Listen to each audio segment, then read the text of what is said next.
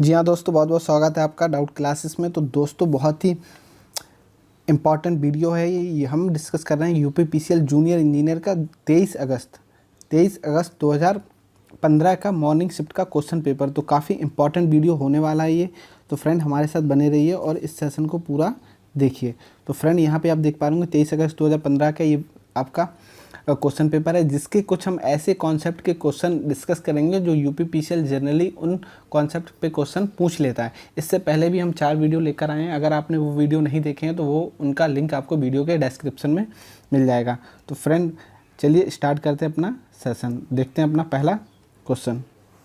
तो फ्रेंड पहला क्वेश्चन है, what is the usually more in induction heating process. तो इंडक्शन हीटिंग प्रोसेस में सबसे ज़्यादा क्या रहता है? तो फ्रेंड इंडक्शन हीटिंग के लिए आपको फ्रिक्वेंसी बहुत ज़्यादा रखनी होती है। तो इसका आंसर है फ्रिक्वेंसी। काफ़ी इंपॉर्टेंट क्वेश्चन है।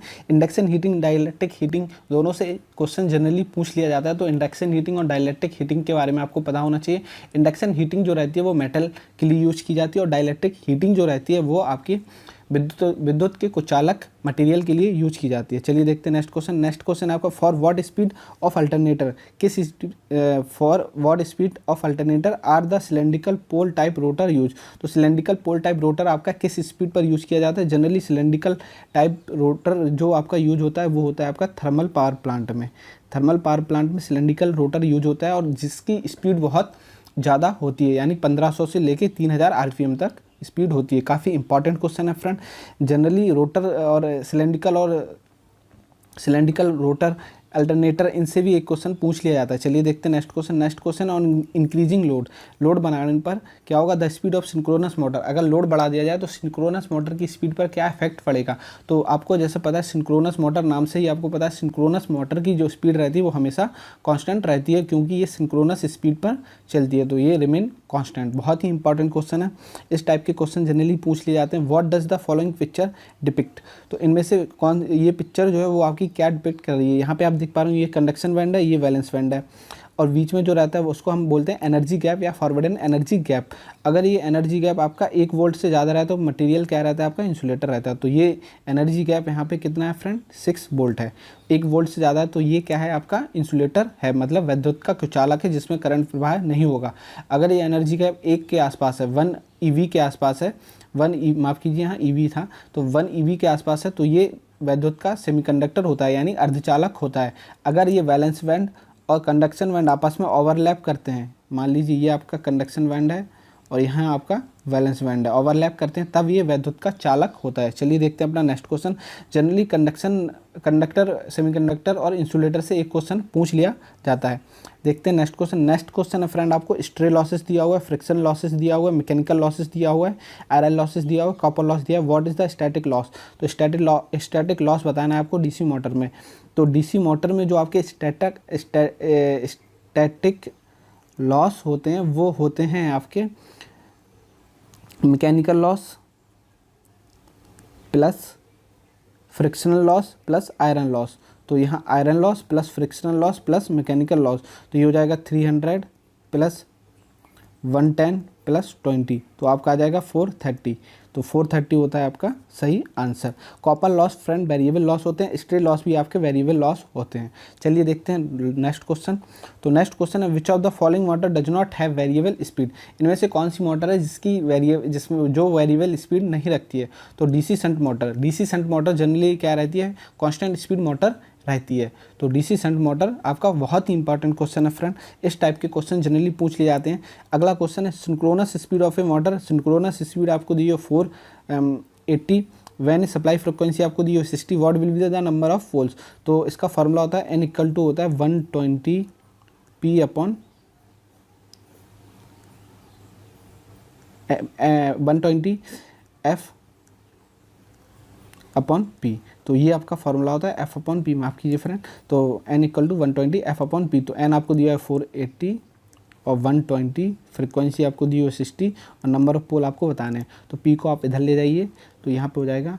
चलिए इसको ले लेते हैं हम अगले पेज पे। तो P = हो जाएगा 120 × 60 अपॉन 480। तो ये आपका कटेगा 6 टाइम 8 टाइम्स, और ये आपका कटेगा, तो ये आ जाएगा 120 / 8। तो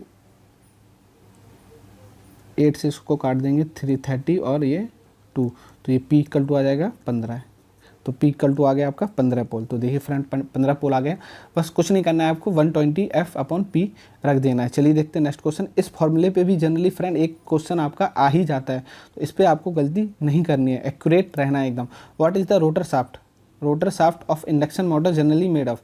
तो रोटर शाफ्ट जो रहता है इंडक्शन मोटर का किसका बना होता है? तो फ्रेंड ये बना होता है माइल्ड स्टील का। काफ़ी इंपॉर्टेंट क्वेश्चन है, बहुत ही महत्वपूर्ण क्वेश्चन है। चलिए देखते हैं next question. What is the ratio of RMS value to average value of current?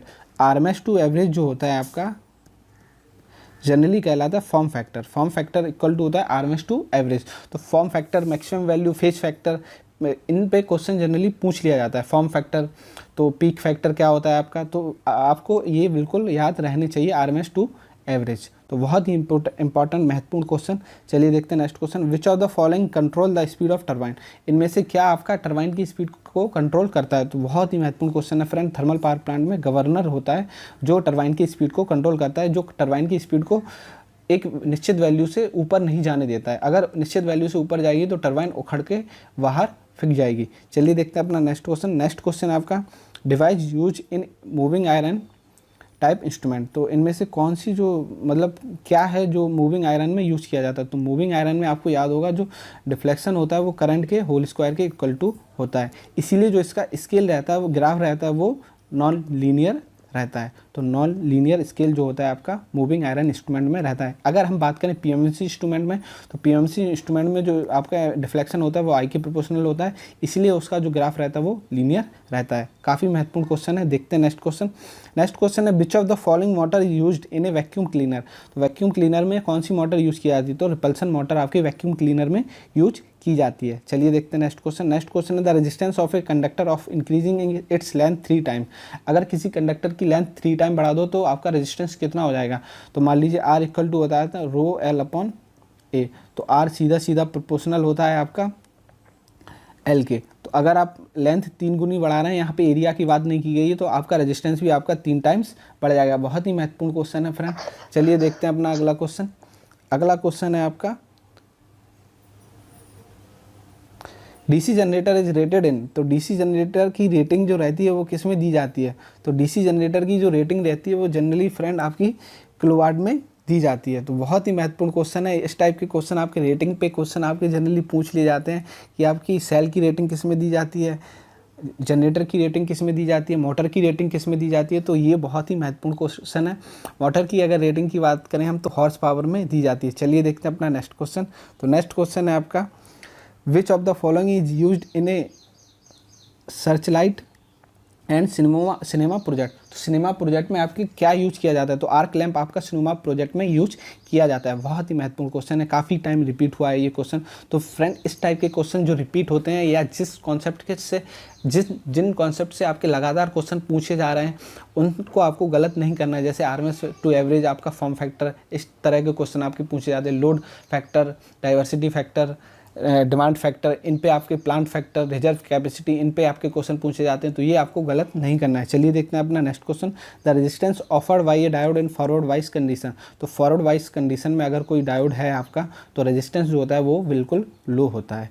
तो क्योंकि फॉरवर्ड वाइस में डायोड कंडक्शन करता है तो इजीली करंट फ्लो कराता है, जबकि रिवर्स वाइस की अगर हम बात करें तो रेजिस्टेंस काफ़ी हाई होता है। तो लो इसका सही आंसर है। चलिए देखते हैं नेक्स्ट क्वेश्चन। नेक्स्ट क्वेश्चन आपका restoring force of A electromagnetic relay is produced by. तो रिस्टोरिंग फोर्स जो रहता है फ्रेंड वो स्प्रिंग द्वारा प्रोड्यूस किया जाता है। तो रिस्टोरिंग फोर्स को हम कंट्रोलिंग फोर्स भी कहते हैं।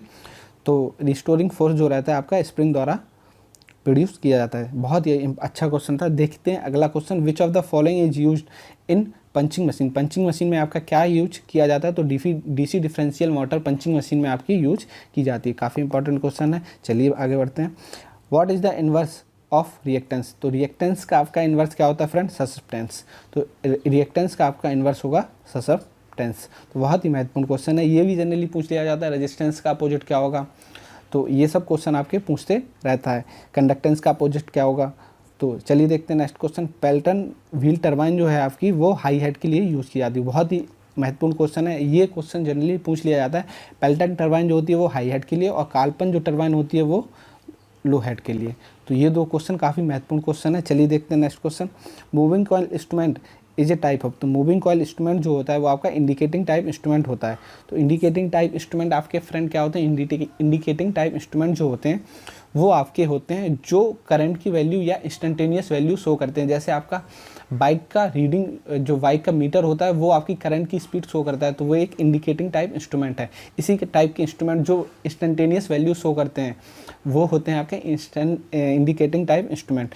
और इंटीग्रेटिंग टाइप इंस्ट्रूमेंट वो होते हैं जो आपकी निश्चित पीरियड में एक एनर्जी वैल्यू को कैलकुलेट करते जाते हैं और बाद में उसका रिकॉर्ड देते हैं। जैसे आपके घरों के एनर्जी मीटर हो गए, वो आपके इंटीग्रेटिंग टाइप इंस्ट्रूमेंट होते हैं। रिकॉर्डिंग टाइप इंस्ट्रूमेंट जो वैल्यू को रिकॉर्ड करते हैं, जैसे CRO हो गया, एक्स मीटर हो गया, ये सब हो गया।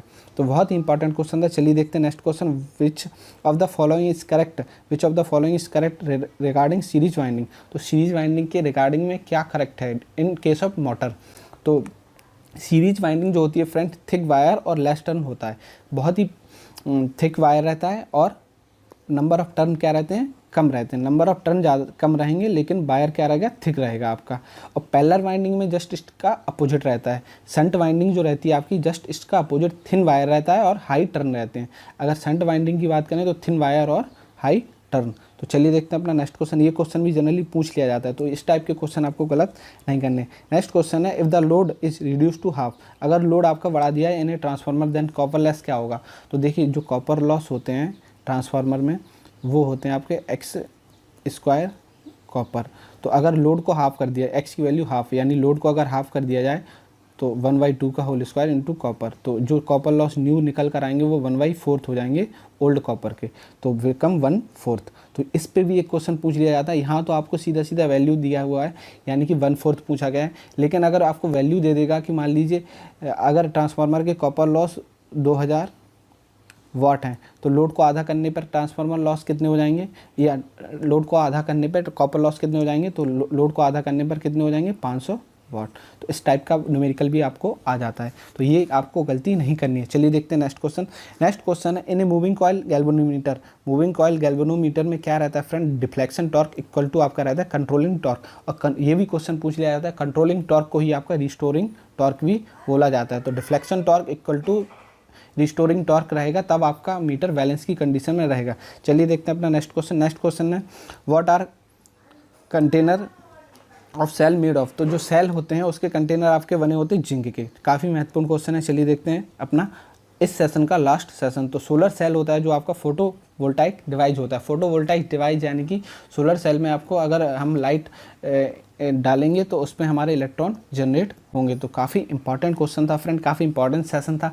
तो इस टाइप के जो कॉन्सेप्ट आज हमने डिस्कस किए हैं, जनरली इनसे क्वेश्चन बार बार, इन्हीं कॉन्सेप्ट से क्वेश्चन बार बार रिपीट होते हैं। तो अगर आपको सेशन अच्छा लगा हो तो हमारे चैनल को लाइक कीजिए, सब्सक्राइब कीजिए। और अगर आपको इस लेक्चर की PDF चाहिए तो हमारे टेलीग्राम चैनल पर आपको मिल जाएगी PDF।